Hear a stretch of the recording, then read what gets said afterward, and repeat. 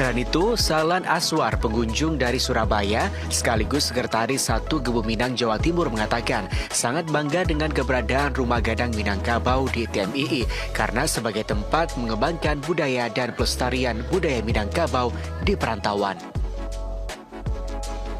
Kalau untuk Taman Mini sendiri itu lengkap ya, secara keseluruhan juga dari berbagai provinsi ada, terutama yang atas nama provinsi untuk Sumatera Barat di dalam itu sangat lengkap sekali ya, dari baju-baju per daerah ada, alat-alat kesenian per daerah ada,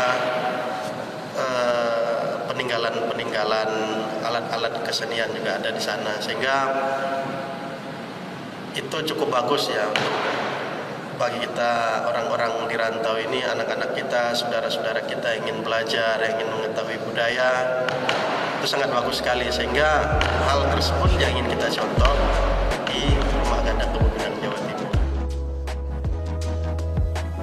Sementara itu, Perwira Agus Viva, pengunjung dari Surabaya, juga mengatakan keberadaan anjungan Rumah Gadang di TMII ini salah satu wadah promosi kepada pengunjung, wisatawan, terutama kepada masyarakat Minang yang ada di perantauan.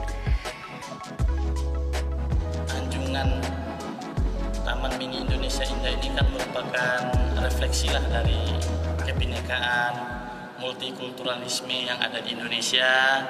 Tentunya ketika kita memasuki Rumah Gadang ini, kita sedikit banyak mengetahui informasi tentang sejarah, adat, dan budaya Minangkabau. Tentunya kita berharap anjungan tunai ini semakin hari semakin diperbaiki, dan kalau bisa ada juga beberapa guide atau pemandu lah yang bisa memberikan storytelling lah, pemahaman kepada kita.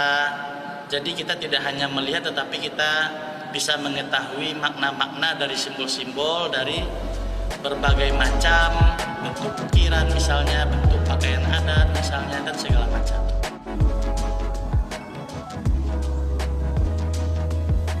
Diharapkan Taman Mini Indonesia Indah dapat menjadi lambang dari perwujudan Bhinneka Tunggal Ika yang sesungguhnya agar TMII kembali menjadi tujuan wisata populer.